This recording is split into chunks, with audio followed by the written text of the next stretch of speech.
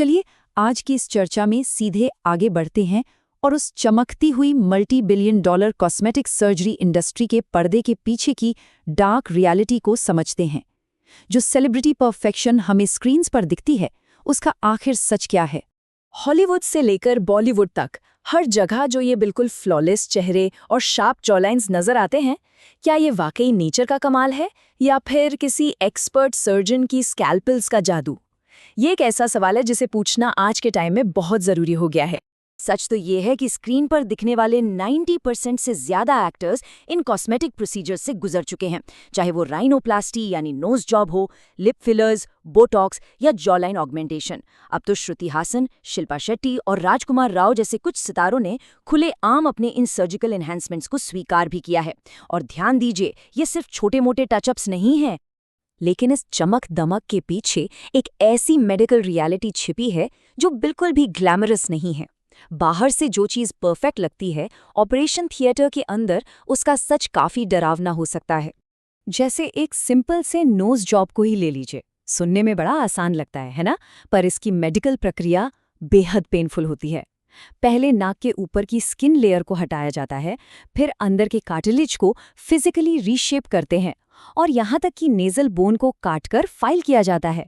और इस सबके बाद भी 5 से 10% केसेस में ब्रीदिंग प्रॉब्लम्स जैसी लाइफ लॉन्ग कॉम्प्लिकेशंस होने का रिस्क हमेशा बना रहता है।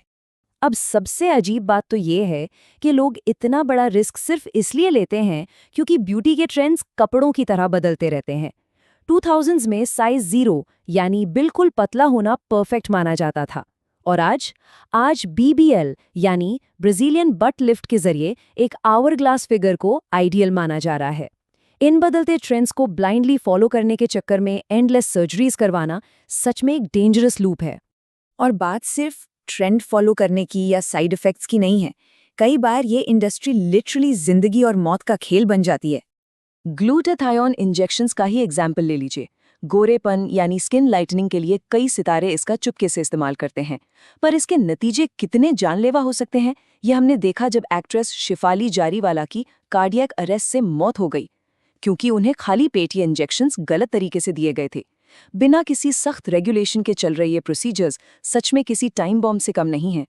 एक नंबर जो हम सबको हैरानत में डाल देगा वो है 3000 में से 1। जी हाँ, ये आज के दौर की सबसे खतरनाक कॉस्मेटिक सर्जरी यानी BBL का फेटैलिटी रेट है। इतना बड़ा रिस्क होने के बावजूद हर रोज ढेरों लोग इस सर्जरी के लिए ऑपरेटिंग टेबल पर लेटते हैं। और मौत का ये आंकड़ा और भी डरावना हो जाता है जब हम इसकी टाइमिंग देखते हैं। ट्रेजिकली, इन दुखद BBL डेथ्स में से आधी यानी 50% तो सीधे ऑपरेशन थिएटर की टेबल पर ही हो जाती हैं, और बाकी बची हुई 50% सर्जरी खत्म होने के महज 3 घंटे के अंदर। रिस्क कितना इमीडिएट और जानलेवा है, ये इस तथ्य से बिल्कुल साफ हो जाता है। और अगर किसी को लगता है कि पैसा और फेम होने से ये मेडिकल रिस्क कम हो जाता है, तो ऐसा बिल्कुल नहीं है। प्रियंका चोपड़ा जैसे बड़े स्टार्स ने भी राइनोप्लास्टी के दौरान अपने नेजल ब्रिज के कोलैप्स होने का दर्द सहा है, जिसके बाद उन्हें डीप डिप्रेशन से गुजरना पड़ा। वहीं दूसरी तरफ एक्ट्रेस चेतना राज की तो लाइपोसक्शन कॉम्प्लिकेशंस की वजह से जान ही चली गई। फेम और वेल्थ भी इन मेडिकल ब्लंडर से बचा नहीं पाते। अब जरा इसका दूसरा पहलू देखिए। परफेक्शन का ये दबाव सिर्फ सेलिब्रिटीज को ही नुकसान नहीं पहुंचा रहा, इसका एक बहुत बड़ा और गहरा साइकोलॉजिकल असर हमारी सोसाइटी पर भी पड़ रहा है। कोयम्बटूर के कॉलेज की लड़कियों पर हुई ये स्टडी देखकर सच में दिल बैठ जाता है। 77% लड़कियां अपने नेचुरल शरीर से खुश नहीं हैं। ये कोई छोटा मोटा नंबर नहीं है। ये दिखाता है कि इन फेक मैन्युफैक्चर्ड सेलिब्रिटी स्टैंडर्ड्स ने कैसे आम यूथ का सेल्फ एस्टीम पूरी तरह से तोड़कर रख दिया है। और ये डिससैटिस्फैक्शन कब एक मेंटल बीमारी में बदल जाती है, पता ही नहीं चलता। लोग बॉडी डिस्मॉर्फिक डिसऑर्डर यानी BDD जैसी खतरनाक स्थिति का शिकार हो रहे हैं। इसमें एक इंसान अपनी अपीयरेंस में उन माइनर कमियों को ऑब्सेसिवली ढूंढने लगता है जो शायद दूसरों को दिखती भी नहीं। इस इंटेंस प्रेशर का अंजाम होता है सिवियर डिप्रेशन, सब्सटेंस अब्यूज और पर्सनल रिलेशनशिप्स में टकराव।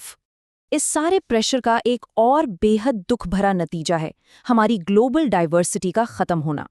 लोग अब अपने नेचुरल और एथनिक फीचर्स को मिटाने में लगे हुए हैं। जैसे एशिया का ही केस ले लीजिए, यहाँ की लगभग आधी आबादी की आंखों में नेचुरली अपर आईलिड क्रीज नहीं होती, पर इस नेचुरल ट्रेट को अपनाने के बजाय लोग डबल आईलिड सर्जरी करवा रहे हैं। रिसर्चर्स इस ट्रेंड को सीधे तौर पर इंटरनलाइज्ड रेसिज्म से जोड़कर देखते हैं, जहां पूरी की पूरी कम्युनिटीज को लगने लगता है कि उनके खुद के नेचुरल फीचर्स सुंदर ही नहीं है। और इस सब के पीछे काम कर रहा है हॉलीवुड से निकला हुआ एक ग्लोबल एस्थेटिक, जिसे द कार्डेशियन इफेक्ट या इंस्टाग्राम फेस भी कहते हैं। हर किसी को अब कैट लाइक आंखें, छोटी और शार्प नाक, हाई चीक बोन्स और बड़े होंठ चाहिए। इस एक सिंगल स्टैंडर्ड को कॉपी करने के प्रेशर ने दुनिया भर के यूनिक और रीजनल ब्यूटी स्टैंडर्ड्स को जैसे पूरी तरह से इरेज कर दिया है। तो अब एक बहुत ही बड़ा सवाल खड़ा होता है, लोगों के दिमाग में भरी गई इस डीप इनसिक्योरिटी से आखिर किसको सबसे बड़ा फायदा हो रहा है? जवाब साफ है, ग्लोबल प्लास्टिक सर्जरी मार्केट। ये सच में एक $multi-billion ट्रैप बन चुका है। और इसमें इंडिया की पोजीशन देखिए। ओवरऑल मार्केट साइज में हम 7th नंबर पर आते हैं, राइनोप्लास्टी में 2nd और लाइपोसक्शन में 3rd। ये फिगर्स चीख कर बता रहे हैं कि हमारी इन्हीं मैन्युफैक्चर्ड इनसिक्योरिटीज का फायदा उठाकर कितना बड़ा और प्रॉफिटेबल बिजनेस खड़ा किया गया है। इस पूरे एक्सप्लेनर के एसेंस को समझने के लिए ओशो की ये डीप इनसाइट बिल्कुल सटीक बैठती है। उन्होंने कहा था कि ये ब्यूटी स्टैंडर्ड्स दरअसल एक तरह की साइकोलॉजिकल स्लेवरी या मानसिक गुलामी है। सोसाइटी इन स्टैंडर्ड्स को बनाती ही इसलिए है ताकि लोग अंदर से मिजरेबल महसूस करें, क्योंकि जो लोग दुखी और परेशान होते हैं उन्हें मैनिपुलेट करना सबसे आसान होता है। ये कॉस्मेटिक इंडस्ट्री ब्यूटी नहीं बल्कि मैनिपुलेशन और प्रॉफिट पर चल रही है। तो इस चर्चा को यहीं विराम देते हैं, पर एक विचार के साथ। अगली बार जब आईने में देखकर परफेक्ट बनने का ख्याल आए तो खुद से ये जरूर पूछिएगा, ये चेहरा आखिर किसे इम्प्रेस करने की कोशिश कर रहा है? क्या ये सच में एक ऑथेंटिक चॉइस है या फिर किसी और की बनाई गई वो जानलेवा इल्यूजन जो सिर्फ और सिर्फ आपकी इनसिक्योरिटीज को कैश करने के लिए डिजाइन की गई है? इस बारे में जरूर सोचिएगा।